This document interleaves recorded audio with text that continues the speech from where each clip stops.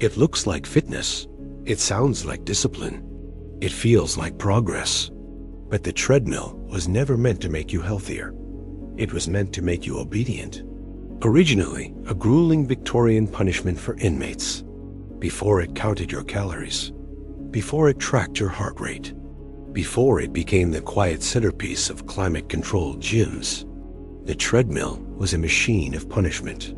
In 1818, inside the stone walls of English prisons, men stepped onto a device called the treadwheel. It wasn't horizontal. It wasn't cushioned.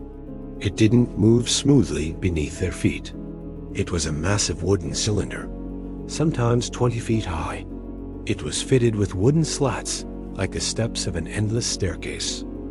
Prisoners climbed in place. They gripped a rail. Their bodies angled forward as the wheel rotated beneath them. There was no destination, only repetition. 6 hours a day in some facilities. Thousands of steps.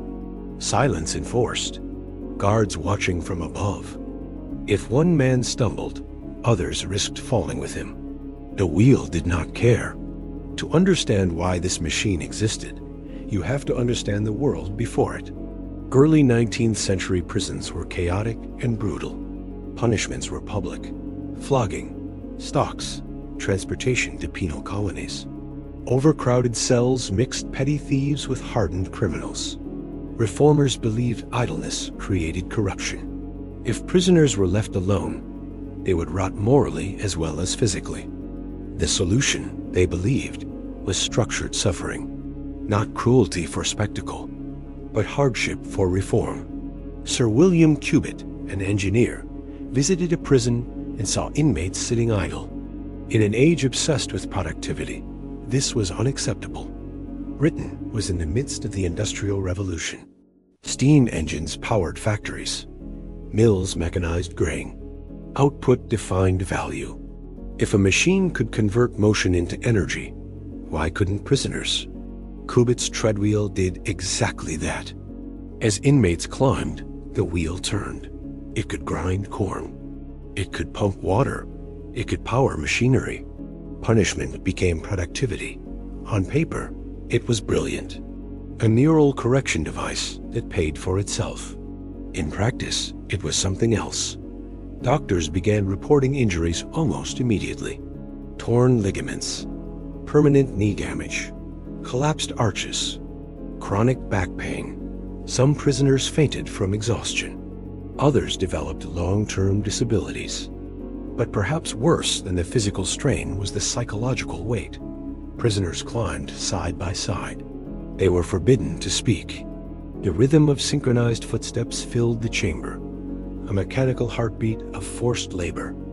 No scenery, no forward motion, just endless ascent without arrival. One contemporary observer described it as grinding the soul down through the feet. Newspapers debated its morality. Some praised it as a humane alternative to whipping. Others called it torture, disguised as reform. Yet the treadwheel spread. By the mid-1800s, more than 50 British prisons used it. Similar machines appeared in the United States. Some were so large, they required dozens of men to operate simultaneously. The machine reflected something deeper than punishment. It reflected industrial logic. The 19th century reorganized human life around output. Time became measured, regulated, monetized. Factory whistles dictated movement. Efficiency became virtue. To be idle was to be suspect. The treadmill was not an anomaly. It was a perfect metaphor for its time. Bodies in rows, repetitive motion, mechanical rhythm, no deviation. Even outside prison walls, workers experienced similar monotony in mills and factories. Children operated textile machines for 14 hours a day. Coal miners labored in darkness. The difference between punishment and employment became disturbingly thin. Work was moral. Exhaustion was redemptive. But the prison treadwheel began to fall out of favor in the late 19th century. Investigations exposed the severity of injuries. Public attitudes toward rehabilitation shifted. Penal reform movements gained momentum. By the early 20th century, the original treadwheels were dismantled. For a moment, it seemed the machine had vanished. It hadn't. It was waiting. In the 1950s, cardiologists sought a controlled way to test heart stress. Doctors Robert Bruce and Wayne Quinton developed motorized treadmills for medical diagnostics. Patients walked or ran while connected to monitors. Physicians observed cardiovascular response under exertion. The goal was no longer punishment. It was measurement, but looked closely at the structure. A moving surface, a stationary body, repetitive steps. The form remained. The philosophy shifted. Instead of grinding grain, the machine now generated data. Then came the cultural pivot. In the 1960s and 70s, jogging became a movement. Suburbanization changed daily life. Cars replaced walking. Office work replaced manual labor. Physical exertion declined in everyday routines, so people sought artificial exertion. Fitness entrepreneurs motorized the treadmill for commercial gyms. They added incline settings, speed controls, digital counters. And something extraordinary happened. People began paying for the privilege of running in place. The same mechanical principle that once enforced discipline in prisons was rebranded as empowerment. Run without moving, climb without ascending, sweat without traveling. In a sense, the treadmill solved a modern problem created by industrialization itself. As machines removed physical labor from daily life, humans reintroduced it voluntarily. Inside controlled environments, the machine of punishment became the machine of self-optimization. By the 1980s, treadmills were entering homes.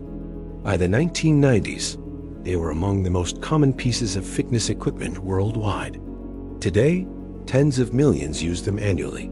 The modern treadmill glows with LED displays. It tracks distance, incline, heart rate, oxygen consumption. It syncs with apps. It simulates mountains. But conceptually, it still asks for repetition. Step, step. Modern users describe it as meditative, efficient, convenient. Critics describe it as symbolic of contemporary life. Constant motion without geographical progress. Metrics replacing meaning. Output replacing experience. In prison yards, the treadmill enforced silence and discipline. In gyms, it enforces goals and self-tracking. One was compulsory, the other voluntary, yet both operate on the same principle. Motion equals virtue. You are good if you are moving. You are improving if the numbers increase. The treadmill embodies 2 centuries of industrial ideology compressed into a single object. It began as a moral machine. It evolved into a medical instrument. It became a cultural icon. And now it stands quietly in rows, humming under fluorescent lights, waiting for the next body to climb. The next time you step onto one, notice the sensation. Your legs push, the belt moves. You remain exactly where you started. It is one of the few machines in the world designed to keep you in place while convincing you that you're advancing. Originally, a grueling Victorian punishment for inmates. Now a symbol of self-improvement. Beneath its plastic casing lies wood and iron in spirit. Beneath its quiet motor hum is the echo of synchronized footsteps in a stone chamber. The treadmill was never just about fitness. It was about discipline, control, industry, and the belief that movement itself can redeem us. If you enjoy uncovering the hidden history behind everyday objects, subscribe to ObjectLore.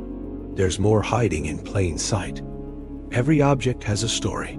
Most were forgotten. This was one of them. Welcome to ObjectLore. You already know the object. You don't know the story.